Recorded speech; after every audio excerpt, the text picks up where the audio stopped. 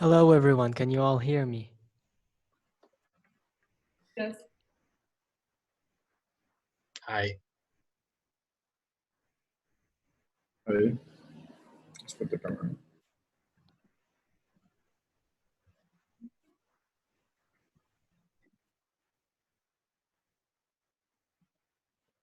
Oh, hello all of you and thanks for coming and joining us on this webinar today. We will be discussing the subject about the fight of indigenous people and climate activists to preserve our culture and our planet.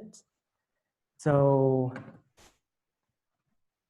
at first we're gonna have John Bonifacio, sorry if I said that wrong, who is a rapper, a youth climate activist, and a Science for the People advocate from the Youth Advocates for Climate Action Philippines. And he'll give us an insight about the human rights situation in the Philippines with regard to the climate crisis and the current pandemic, especially regarding the violations experienced by land and our environmental activists.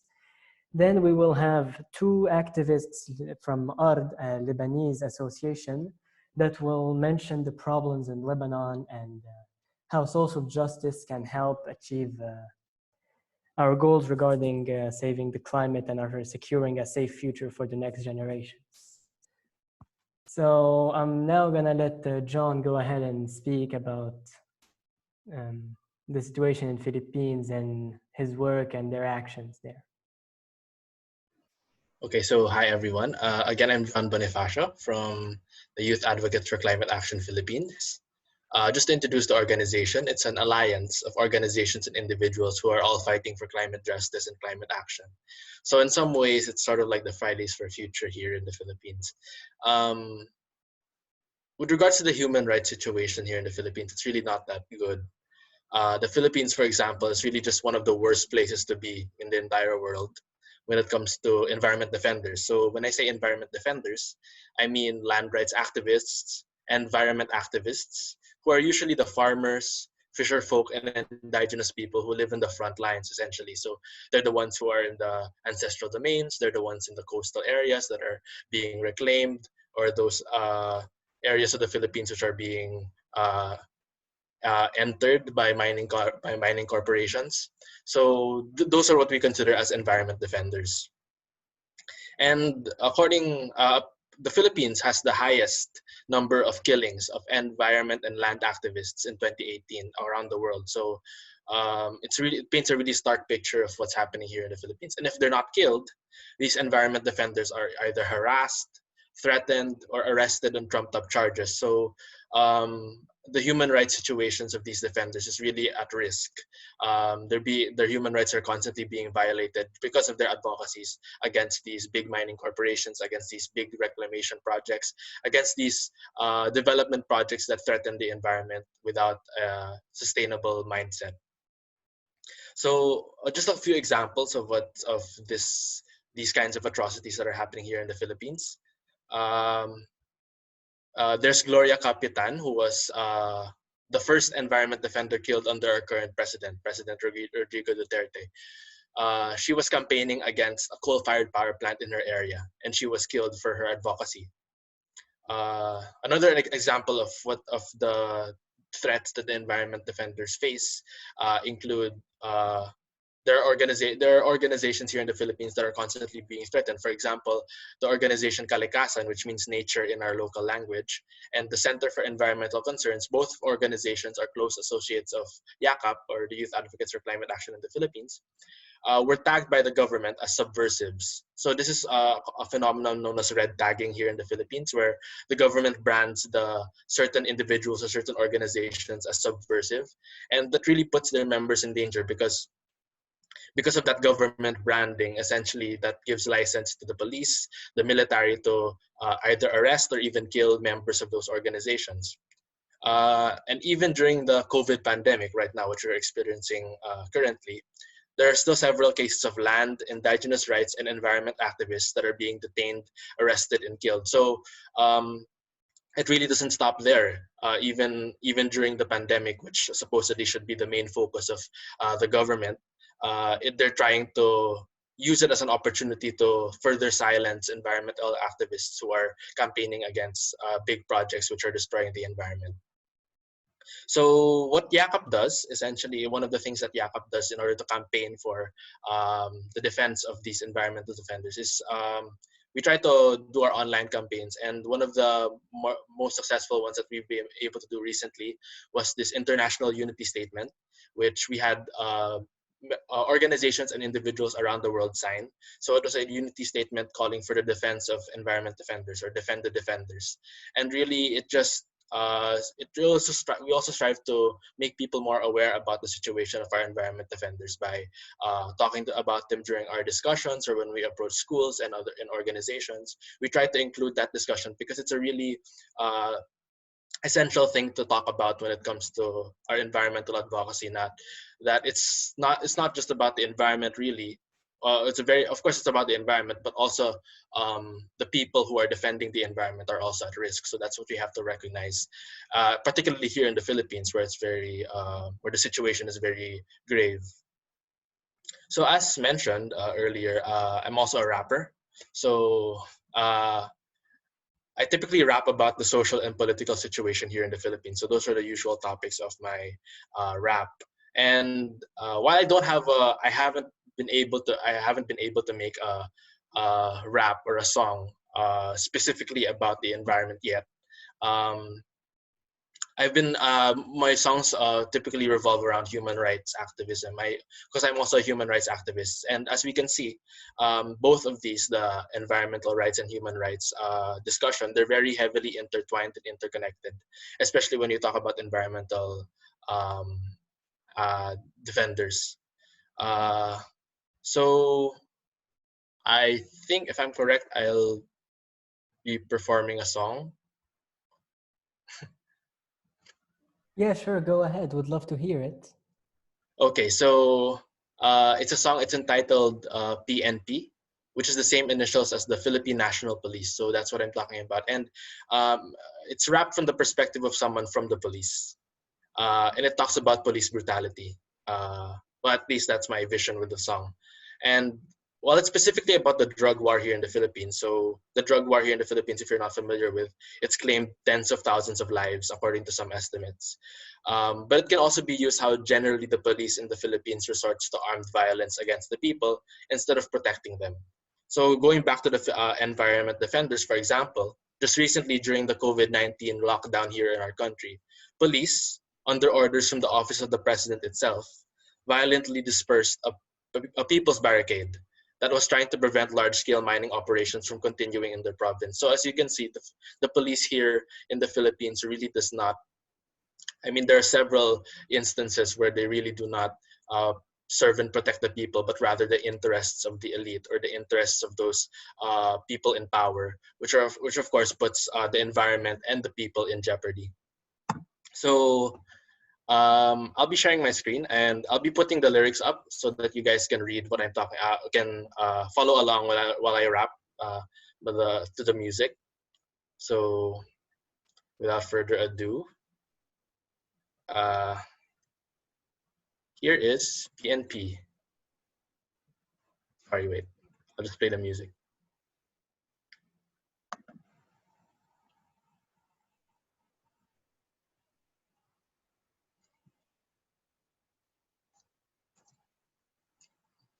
Oh, sorry, wait.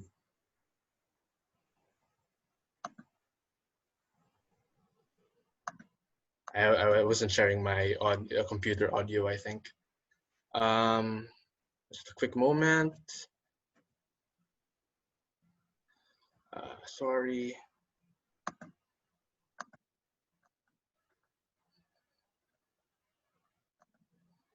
Okay, there we go. Sorry about that. So here we go. They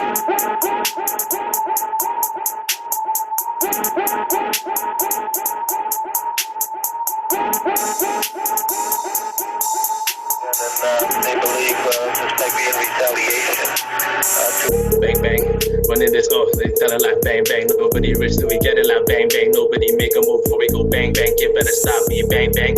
Running this till we tell them like bang bang. Nobody rich till we get it like bang bang. Nobody make a move or we go bang bang. Kid better stop me bang bang. Running this till we tell them like bang bang. Nobody rich till we get it like bang bang. Nobody make a move or we go bang bang. Kid better stop me bang bang. Running this till we tell them like bang bang. Nobody rich till we get it like bang bang. Nobody make a move or we go bang bang. Kid better stop me. You better sit down. It's not none of your business. I'm running this. Haven't been listening, everything here for my prayers and spit. Coming at me like I owe you anything, or where were you, how you been? See me on top of my bands, who kid is where you could have been. You could have dropped it like bang bang. You on the list, bang bang. See me drop you on the duffel bag, on the Pacific River. I'ma wash my hands, it's been written down on me. Pass it back, you ain't everlasting unless you got cash or you wear a crown. Unless it's automatic or it's automatic, gonna take you out. You know what's what, bang bang. But in this, we tell him like bang bang. Nobody rich, so we get it like bang bang. Nobody make a move or we go bang bang. Kid better stop me, bang bang. Running this till we tell him like bang bang. Nobody rich, so we get it like bang bang. Nobody make a move or we go bang bang. Kid better stop me, bang bang.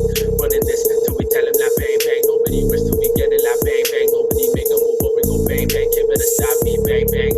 Running this till we tell him like bang bang. Nobody rich, till we get it like bang bang. Nobody make a move or we go bang bang. Kid better stop me. Nagingin naman mga walang ambag sa lipunan na ba? Wala kang trabaho, dahil pulis na reklamo pa mga tanga. At sabi nga nilang libre ng pangarap, pwera lang padulas. Umiikot lang yan kung iisipin ng katapat dyan. Ratatatatatatat on your shit, whoa.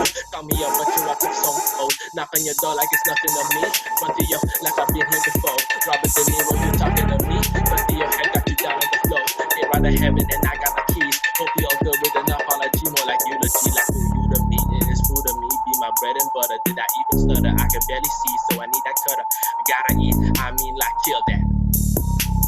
He's no problem.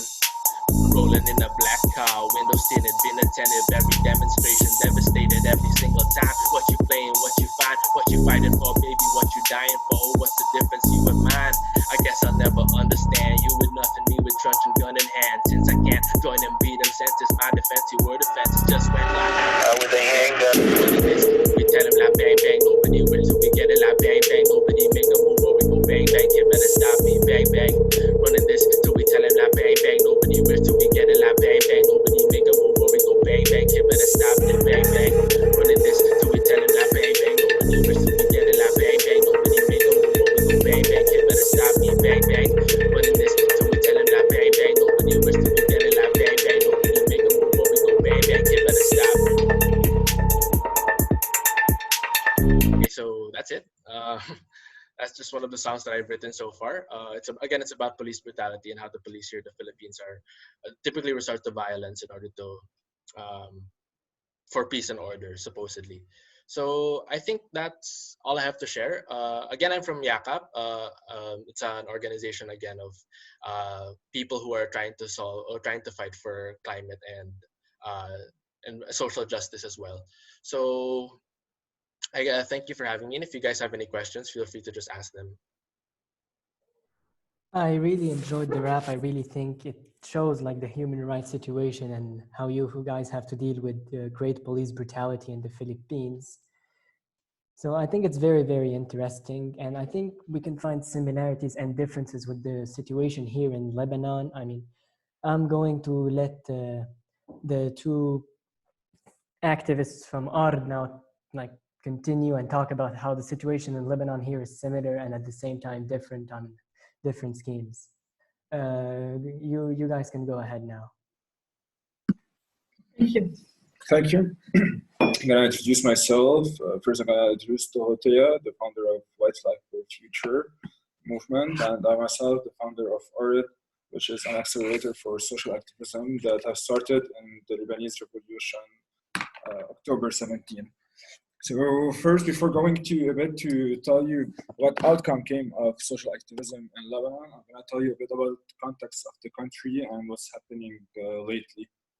So lately at October 17, there was 2 million people that went on the streets in Lebanon and protested under a new uprising in Lebanon to change the system and the governance. And that happened in the exact moment after having 1 week of fires in the country that devastated like all our mountains in Lebanon. And the government was unable to do any action towards fighting the fire, and we went to 1 week of panic. After that, the government came and took an action to increase our WhatsApp tax, to have a certain scenario to bring in actions and these sort of things, to just have more corrupted means. And this is where the Lebanese people came and revolted against a certain obstruction of freedom that was happening throughout the 30 years. And for the last 30 years, the context of Lebanon is we had an end of the civil war. And with the end of the civil war, there was a dominant governance inside of the Lebanese governance, which was the sectarian governance. So we saw parties from different sects just battling in power to gain certain chairs inside of our system, ignoring all the responsibilities for their people first and for the environment that came second in all its aspects. So what we witnessed from 2016 at least was the big trash crisis in Lebanon that also led a small uprising to go on the street and start uprising, but it was contaminated by the government and it was like really shut down until the revolution of October 17. And it goes again to just an environmental crisis that is happening in Lebanon, where we no longer can have public shores. Already we didn't have public shores, or all were privatized. Our seas are no longer like able to be swim, or anything is acceptable to have like sea touristic, which Lebanon is based on sea tourism. Our trash we don't have like a clean trash system in the country. We're not able to deal with our own trash. We don't have electricity. Pollution have increased so much that the levels you're no longer like Beirut is becoming a new Delhi, where you're no longer able to see Beirut and you're no longer to see outside of Beirut. So ignoring so today what you see in Lebanon, the link of social society and how the society should work to the direct environmental effects and the outcomes of a weak society. And the weak society in Lebanon have resulted to drastic environmental conflicts and crises in Lebanon, from the destructions of our mountains to all, and especially in this revolution, to building we have a big problem, which was the Bisri Valley, where the World Bank and the government have agreed to actually build, I forgot what's the name.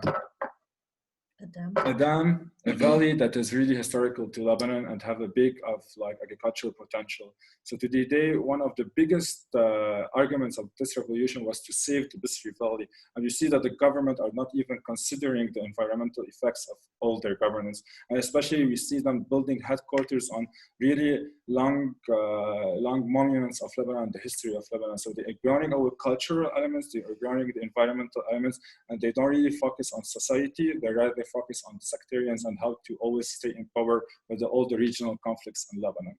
So with that, groups like us, activists, have been growing in Lebanon, which are the new generation activists that are rebelling under a more systematic structure, where we as activists have to provide a solution for the weakness of the governance, and where the government is not able to actually cover the basic rights of the people in Lebanon. So what we have seen in the revolution, a lot of agriculture initiatives that have been popped out, first to feed the people, to create public kitchens for the people to be able to actually sustain and revolt for the activism, whether the activism was society or political. We have seen a lot of people going back to roots and starting to grow in their gardens and having the ability to create and think. Like in Lebanon, you have to know something, that we're always privileged, where we can live in a real crisis, but at the same time, like go out of the crisis fast and by building solutions. So we went back, and today you see a big scene in Lebanon that is investing in permaculture and having new tools to have like to kill the agriculture in Lebanon that is also controlled by the same system, which is the government and this sectarian group in Lebanon, to create more decentralized units for the people to self-sustain itself and self-nourish themselves. So we're seeing people going to permacultures. We're seeing more individual efforts to go to organic lifestyle, to go back to the villages and to the mountains and go back from Beirut because of all this COVID lockdown, where people are able to go back and live these villages, where in Beirut it's really a fast city. Everything is going fast, yet we have so much traffic, we have so much pollution. It created a really toxic environment that the COVID-19 gave people the ability to go out of this toxic environment and be able to work on themselves and what they want for their country. So during the revolution, the most impactful initiatives were the environmental initiatives. And today, social and environmental activism have been really on the rise in Lebanon. And Lebanon could be a test model, when it succeeds, to actually show to the world the importance of grassroots activism and what's happening today. Today, the main thing that approach us to Filipinos is that today we cannot so much defend the environment before defending ourselves. We don't have defenders of the environment that are being like assassinated or have been like going to prison or like executed, but rather we see protesters on the ground that are being beaten up every day, with people that are being called to justice where they're not have any ability by the government. So the government is also putting power, but directly to social activism, which is today our first battle to be able to have an environmental activism and environmental revolution in the country. So beyond this and understanding that the social activism is linked to the environmental activism, we came up with a concept based on this Revolutionary Climate Week. We're working on partnering up with Friday for Future. And together we came up with a concept which is a white flag for future that resembles a bit to who we are and to the global situation around us. And it is the link between the social and the environmental. I will let Dorothea introduce to you the White Flag for Future movement and what have yielded from the investment of this revolution so far. Okay, so the White Flag for Future is a movement, but you could also like call it a platform to actually lobby activism that started with a little campaign called White Flag for Future, where we asked the people to change their profile pictures to a white screen, reclaim public spaces with white flags. That was the basic idea. We launched it on the Global Earth Day, and it comes from this idea of starting with small acts, but setting it then in a bigger framework and in the bigger, like seeing more links in between all the different levels of activism. So we like these small acts are kind of the foundation and the whole idea of the movement. So we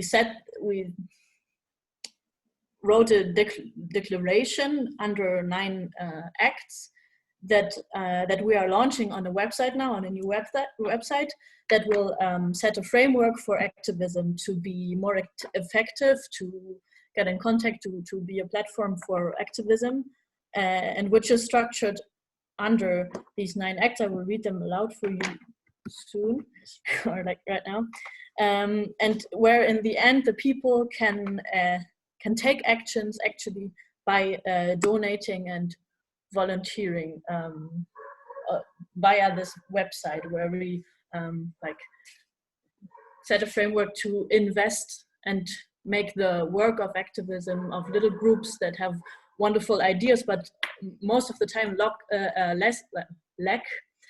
the bigger, lack the methods, lack the framework, the resources. So this platform can give resources and methods to those groups. So if you want. So guys, we suggest if you want to check whiteflagforfuture.com in front of you at any time. But the main thing that was Dorothea trying to tell you that today we can no longer just protest and create activism without direct action. And today we can do direct action by innovating the way philanthropy is happening and the way activism is happening. So today, inspired by John, by the Defend for Defenders declaration that you created, and we were talking with Isaac before on it, we kind of created an Earth declaration that is composed of 9 acts where people can actually come and understand these general acts, which are a bit innovative. And these acts are linked directly to a platform where people can donate to invest and lobby for these acts all around the world, or different volunteers can come and lobby under these acts and post their acts. So what kind of White Flag for Future came up with the concept where social entrepreneurship or the resources of entrepreneurship can come and lobby for positive activism. And the 9 acts that we kind of like strongly agree on and strongly like would like to promote for White Flag for Future, at least next year and beyond, is the following. So I will read the little declaration. Okay. So it's a set of 9 acts. So it's we do no harm, which means we act by adjusting our consumption habits in a way that no living being will be harmed. and stand actively against the exploitation of animals and humans. So it's always trying to build up the link in between the environmental activism and the social. So the Act 2 is we live together. Our cities and villages shall shelter everyone in an affordable and sustainable way. Most of all, we need to rediscover ecosystems as our home and source of life. Refugees are welcome because we are all guests of this planet.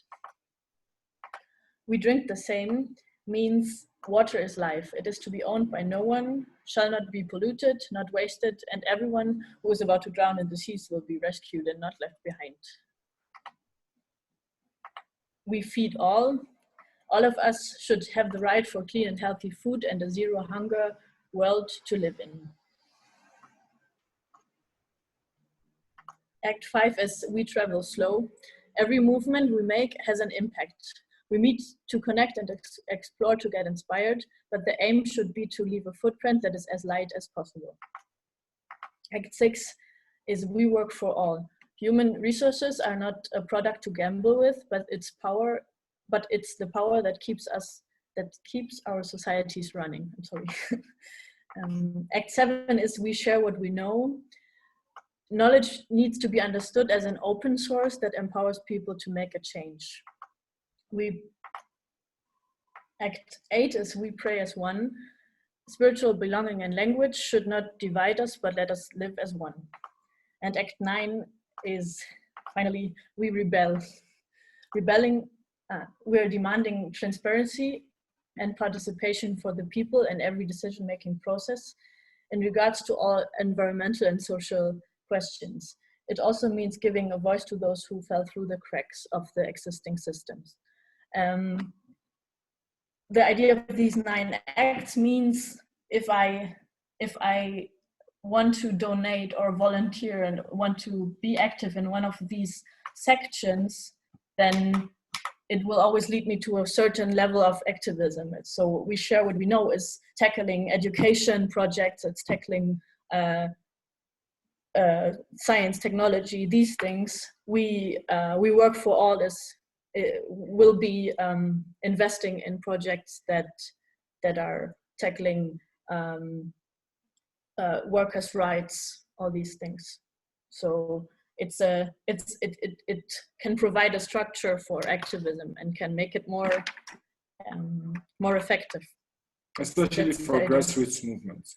Yeah. What we're trying to do is to empower grassroots movement to come and proclaim an act, declare that they want to be working on this act. And when they declare they're working on this act, they're going to be able to leverage a lot of donations that we're going to work on to bring to work on these acts, to help these acts, and to be lobbied on in every country. And one of them, like for example, when we said like here, for example, we live together, we should come to act to fight for the defenders and to invest in the donation for activists all around to be free, to have more real groups. And today what we bring in is the value creation and social entrepreneurship, where activism should not just only be based on philanthropy, but you as yourself as an activist can bring in tools and resources for you to develop your own activism that can give you like real value, which is money. And today that could be by able to sell your activism to different donors around the world that are able to donate, yet you're able to give your time and will and way to actually reach these goals. So that's a bit about us and about what's happening in the region. And I guess Lebanon and Philippines, all over the world, we're all facing one global revolution, which is the environmental revolution. And it always tackled the 3 aspects of politics, economy, and society. And we have to be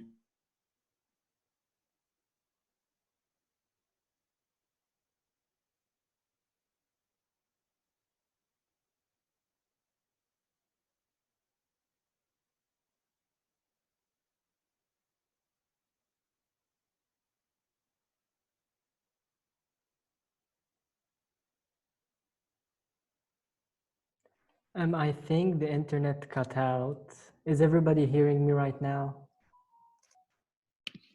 Yeah, I'm still here. Okay, that's good. I think they lagged out. So I think the basic idea of all this is, in the end, despite the clear differences in situations between the different countries, I mean, it's very obvious in the end, we're all facing the same issues and the same problems. And although the methods are different, I mean, this clearly shows because we were very heavily inspired by what YACAP did with the Defend the Defenders movement for the White Flag for Future initiative. I mean, in the end, although there are clear differences again, but like we have to fight all together and solve the problems together, because as long as we're united, we can go further and achieve more and better for our world and our societies.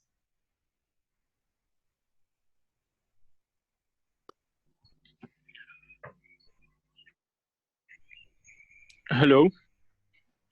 I would also like to add something small. I would like to thank all of you for participating, and especially John. I really liked your rap. It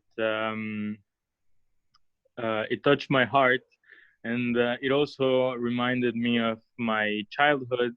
I used to listen to a rapper which passed away not long ago, or I mean, relatively a bit long ago. Yeah, who also used to be inspired. I mean, he would talk about these things mainly as an activist, but he would use arts and rap specifically to perform music that was kind of narrated from both perspectives, usually the victim and the oppressor. In this case, or in many of his songs, he uses the police and the violence in Venezuela, as well as many other topics such as prostitution and drugs and arms that we faced, or we still do face in Venezuela, unfortunately, under the dictatorship of the Chavista regime. So as you can all see, we're all here from very different backgrounds. And despite all this, we are united. And I think very strongly so under one cause and for our planet. And yeah, it's very similar with us. Our campaign for White Flag for Future is very similar to Defend the Defenders campaign in the sense that, well, with the white flag, we are standing for all those who have been murdered or are still being abused and oppressed under the patriarchal system, the enslaving capitalist system, and a variety of other systems, including the educational system, which oppresses students. And we have victims in all of these, and we have people that are still suffering in all of these. So the white flag stands in solidarity with all of these people. And I would just like to say further that in our case, our indigenous people, the Semitic people, we have been in some ways erased by the ideological wars and the army wars directly on the grounds for thousands of years, colonizing what is now the oldest civilization still standing. We have remained standing, and in many ways, many of our inventions, including travel like by boat and credit and the alphabet, remain attributable to the Phoenician people, which are our indigenous ancestors. So we are still left in Lebanon, and I am sure also in the region, with an indigenous culture. I'm going to translate it to Arabic. الثقافة الأصلية تبعنا, which is unfortunately being threatened, and it's equally as violent as we have seen historically, and the brutal acts of murder that you Filipinos and many other indigenous people, including in the Amazon, are experiencing at the moment. I think we have already sort of undergone that, and no one remains. but our cultures, our food, our way of life, all of these things are being threatened. And there are some activists, we are lucky enough, that are speaking up against, they are defending the culture, maybe not the defenders. Yeah, I just like to put this out. And also, I'm very excited for what Nofres has to say in Arabic. He is a Syrian environmental activist and a great architect based now here in Beirut. So I'm going to introduce him in Arabic. مرحبا نوفرز، يعطيك ألف عافية وأهلا وسهلا فيك. إذا بتحب تخبرنا شوي عن تجرباتك يلي أنت شايف نحن عم نتأسف فيه كجنريشن كأولاد يعني. مرحبا جميعا. Yeah, just I'm sorry to interrupt. The Zoom meeting is limited to 40 minutes and we have less than a minute left. So I think we're gonna end this meeting and start another one. I think that's possible. So then we can continue on with this very interesting discussion. Okay. Yeah, I'm gonna restart a meeting very soon. See you all, I hope. Yeah. Okay. Aya, do you have something to say? I hear you in the back. I was just Yes, saying, like, you can there will be answers. you join the same link. It works. You don't have Sorry, to make what? another link. Yeah. I was you can you don't have to make another link. You can just join the same link. Okay, that's awesome. Yeah, let's see you soon.